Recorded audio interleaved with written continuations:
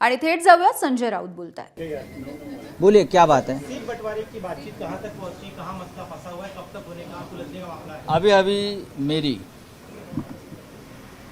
कांग्रेस के वरिष्ठ नेता वेणुगोपाल जी से बात हुई। अभी मेरी महाराष्ट्र के जो इंचार्ज हाईकमांड है रमेश चेन्नीथला जी से बात हो गई। सुबह मेरी मुकुल वासनिक जी से बात हो गई। आज मैं राहुल गांधी जी से भी बात करूंगा और जो रुका हुआ फैसला है सीट शेयरिंग के बारे में उसको गति मिलनी चाहिए, उसके बारे में हम उनसे आज बात करेंगे। सुबह बात हो गई है। बहुत सी सीटों पर फैसला हुआ है, कुछ सीटें ऐसी है जिसके ऊपर फैसला नहीं हो रहा है। कांग्रेस, एनसीपी, शिवसेना और हमारा अलायंस पार्टी है, समाजवादी पार्टी, कम्युनिस्ट, हमारी यहाँ एक शेतकरी कामगार पार्टी है। अब टाइम कम है बहुत, तो महाराष्ट्र के नेता है वो निर्णय लेने में सक्षम नहीं है। ऐसा मुझे लगता है कि बार बार उनको दिल्ली में लिस्ट भेजनी पड़ती है, फिर चर्चा होती है। अब वो समय निकल चुका है। हम चाहते हैं कि जल्दी से जल्दी ये फैसला हो जाए। एनसीपी और शिवसेना में कोई ज़्यादा मतभेद नहीं है, कांग्रेस में भी नहीं है, समझ लो। कि कुछ सीटें हैं जिनके ऊपर सभी तीन पार्टी दावा करती है। तो आज हमने कांग्रेस हाईकमांड से भी चर्चा की दिल्ली में। आज सुबह मैं पार्टी चीफ उद्धव ठाकरे जी से उनको पूरा मैंने जो मीटिंग में हो रहा है हो गया, उस बारे में मैंने माननीय उद्धव ठाकरे जी से भी बात की। उद्धव ठाकरे जी से मुझे कुछ सूचनाएं मिली है, मैं उसका पालन करूंगा शाम तक,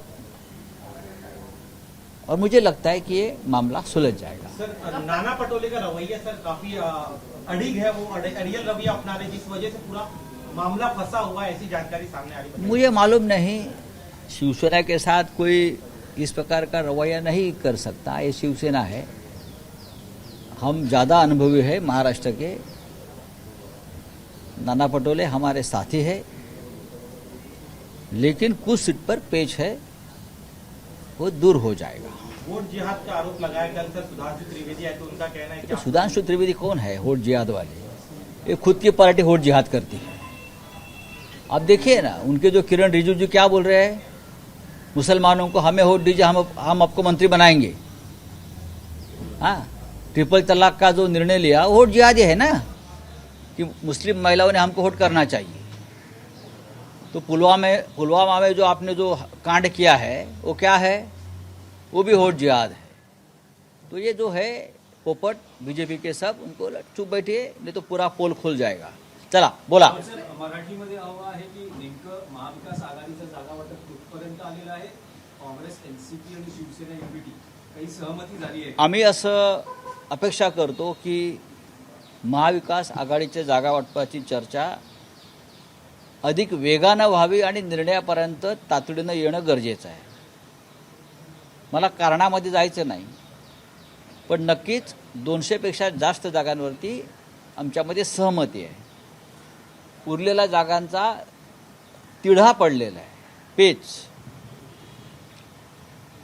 त्या संदर्भात मी आज सकाळी माननीय शिवसेनेचे पक्षप्रमुख उद्धव ठाकरे यांच्याशी सविस्तर चर्चा केली की गेल्या काही बैठकामध्ये नक्की काय घडलं आहे, कोणाच्या काय भूमिका आहेत, आणि त्याच्यामुळे त्यांना सुद्धा असं वाटतंय की हे सगळे जे विषय आहेत ते तातडीने संपावेत। आज सकाळी मी वेणुगोपालजींशी चर्चा केली। आज सकाळी मी महाराष्ट्रातले काँग्रेसचे जे इंचार्ज आहेत रमेश चेन्नीथलाजी से त्यांच्याशी चर्चा केली, मुकुल वासनिक साहेबांशी चर्चा केली। दिवसभरामध्ये मी आज राहुल गांधीजींशी बोलणार आहे, थोड्या वेळाने त्यांच्याशी बोलेन मी। गाडी अडलेली जी आहे काही जागांवर ती लवकर तो त्यातून ब्रेक निघावा।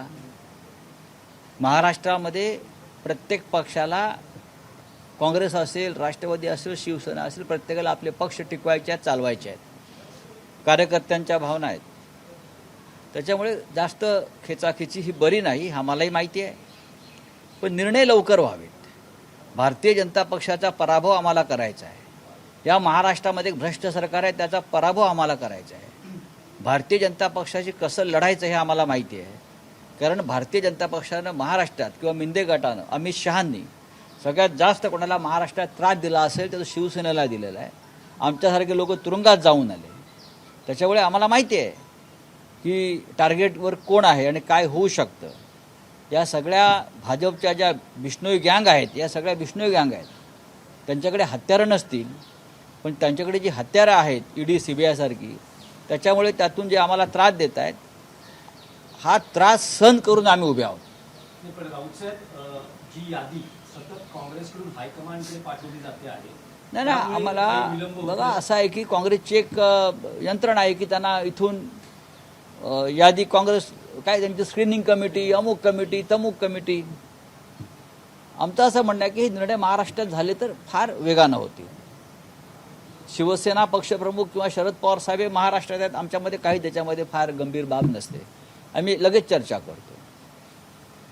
काँग्रेस पक्षाच्या वरिष्ठांना आम्ही आज विनंती केलेली आहे की तुम्ही सुद्धा अशा प्रकारे महाराष्ट्रात यंत्रणा ठेवा की तातडीने निर्णय केले जातील. पण काँग्रेसचे काही नेते अडून आहेत असं कळतं विदर्भातल्या काही जागांवर आणि त्यामुळे उशीर लागतो. बघा विदर्भ हा महाराष्ट्राचा भाग आहे, ते का स्वतंत्र संस्थान नाही कोणाचं. विदर्भामध्ये राष्ट्रवादी काँग्रेससुद्धा त्यांचे खासदार जिंकलेले आहेत, शिवसेनेचे खासदार जिंकलेले आहेत. अगदी स्पष्टच बोलायचं रामटेकसारखी निवडून आलेली 6 वेळा निवडून आलेली जागा आम्ही काँग्रेसला दिली आहे. अमरावतीची जागा आमची हक्काची आम्ही काँग्रेसला दिली. त्या बदल्यामध्ये आम्ही काही अपेक्षा ठेवला विधानसभेला तर त्यात चुकीचं असं मला काय वाटत नाही. प्रत्येकाला आपले पक्ष वाढवायचे टिकवायचे. लोकसभेची जागा आम्ही जर दिली आहे एखाद्या पक्षाला आणि ती जिंकलेली जागा, तर नक्कीच आमच्या कार्यकर्त्यांच्या भावना आहेत की त्या भागामध्ये आम्हाला एक दोन जागा विधानसभेच्या जास्त मिळाव्यात आणि भरपाई व्हावी. तेच अमरावतीच्या बाबतीत आहे. राऊत साहेब, आज महाविकास आघाडीचे नेते राज्य निवडणूक आयोगाची भेट घेत आहेत, पत्रकार परिषद दिली आहे. पण काय नेमकं कारण नाही, काय? इलेक्शन कमिशनने काही जाचक आणि विरोधी पक्षांना अडचणीत आणणारे काही निर्णय जाहीर केलेले आहेत आणि ते फक्त भारतीय जनता पक्ष आणि सध्याचा इकडला मिंदे गट त्यांना मदत होईल अशा पद्धतीचे निर्णय आहे. निवडणूक आयोग आणि सर्वोच्च न्यायालय निष्पक्ष नाही. ते भाजपची B टीम आहे, C टीम आहे, D टीम आहे. मला तर वाटतंय भाजप तेच लोक चालवतात की काय हे सगळे जे निकाल लागत आहेत किंवा लावलेच जात नाहीत.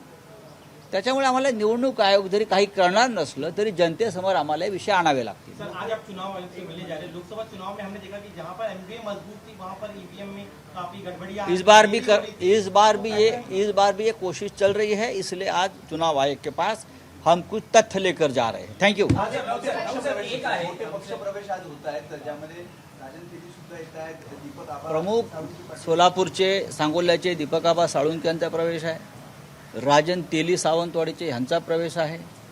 भविष्यामध्ये अजून काही महत्त्वाचे प्रवेश पुढल्या 24 तासात महाराष्ट्रातून होतील, धुळ्यातून होतील, बरं का, विदर्भातून होतील. अनेक प्रवेश होतील. त्यामुळे तिढा वाढणार नाही. कारण अजिबात तिढा वाढणार नाही. पवारांचा पण दावा आहे कशावर? सांगोल्याच्या जागेवर जरी तुमच्या नाही, सांगोल्याच्या जागेवरती दावा कसा असेल? सांगोल्याची जागा ही शिवसेनेची विद्यमान आमदार तिथे आहेत, आम्ही जिंकलेली जागा आहे. त्याच्यामुळे जर चर्चा होईल कोणाशी जागा बदला संदर्भात ती शिवसेनेशी होईल. सर, सिद्धारमैया जी ने बोला है कि गोलवलकर और सावरकर कॉन्स्टिट्यूशन के खिलाफ है और सच्चाई जानना लोगों के लिए बहुत जरूरी है. क्या आपको लगता है कि एक अवेयरनेस क्रिएट करना चाहिए इसको कि डेफिनेटली वीर सावरकर हो या गोलवलकर हो, सीतारामैया तो बीजेपी में आ गई और संघ में आ गई. उनका कहाँ ये इतिहास और रिसर्च किया? वीर सावरकर या गोलवलकर, देखिए उनके विचारों के बारे में मतभेद हो सकते हैं, लेकिन अब इतने साल के बाद उनके विचार 100 साल पहले क्या थे उसके पर आप क्यों चर्चा कर रहे हो? राऊत साहेब. तर आज होणाऱ्या पक्षप्रवेशांच्या संदर्भात सुद्धा संजय राऊत यांनी वक्तव्य केलेलं आहे. सोबतच विधानसभा निवडणुकांच्या संदर्भात जो जागा वाटपाचा सिलसिला सध्या सुरू आहे, महाविकास आघाडीच्या बैठकांचं सत्र सुरू आहे, यामधल्या रस्सीखेचाच्या संदर्भातही त्यांनी भाष्य केलं आहे. एबीपी माझा, उघडा डोळे बघा नीट.